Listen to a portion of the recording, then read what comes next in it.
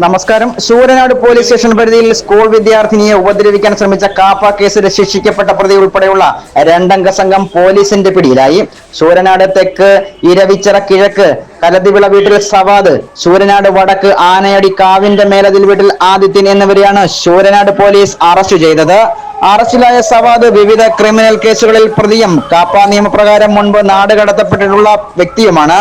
ഈ മാസം 8-ാം തീയതി വൈകുന്നേരമാണ് കേസിനാസ്പദമായ സംഭവം നടന്നത്. സ്കൂളിൽ നിന്നും ക്ലാസ് കഴിഞ്ഞ് വീട്ടിലേക്ക് നടന്നു പോവുകയായിരുന്ന പെൺകുട്ടിയെ ബൈക്കിൽ ചുറ്റിത്തിരികയായിരുന്ന പ്രതികൾ വിജനമായ സ്ഥലത്ത് വെച്ച് കുട്ടിയുടെ അടുത്തെത്തി ശാരീരിക ഉപദ്രവത്തിന് ശ്രമിക്കുകയും പെൺകുട്ടി നിലവിളിച്ച് ബഹളം വെച്ചപ്പോൾ പ്രതികൾ ബൈക്കിൽ രക്ഷപ്പെടുകയുമായിരുന്നു.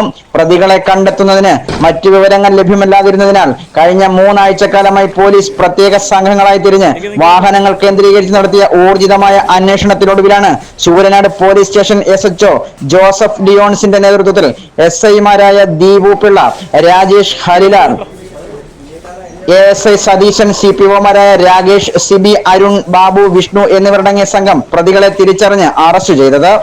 അറസ്റ്റ് ചെയ്ത പ്രതികളെ കോടതിയിൽ ഹാജരാക്കി കോടതി റിമാൻഡ് ചെയ്തു.